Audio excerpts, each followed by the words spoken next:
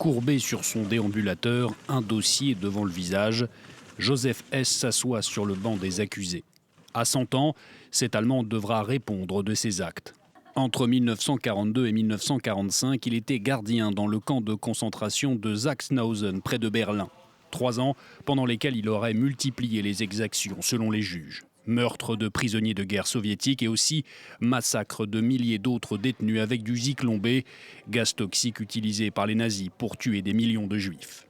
Pour Antoine Grimbart, dont le père est mort dans ce camp, son rôle, même indirect, vaut crime contre l'humanité. Et ce n'est pas seulement lui qui est attaqué, ce sont tous ces innombrables gardiens des camps qui ont eu des comportements inadmissibles et qui étaient, quoi qu'ils en disent, complices. Le camp de Sachsenhausen, ouvert en 1936, était l'un des premiers camps de concentration nazis. Beaucoup de SS y ont été formés. Pour les descendants de victimes, ce procès était nécessaire, même plus de 70 ans après les faits. Ce procès, c'est celui de la justice tardive.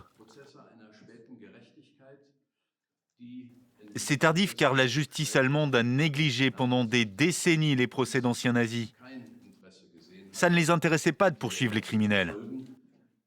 Ces dernières années, pourtant, la justice allemande a poursuivi plusieurs personnes très âgées ayant contribué directement ou indirectement avec le Troisième Reich. Dernier exemple en date, une femme de 96 ans qui a tenté la semaine dernière de fuir.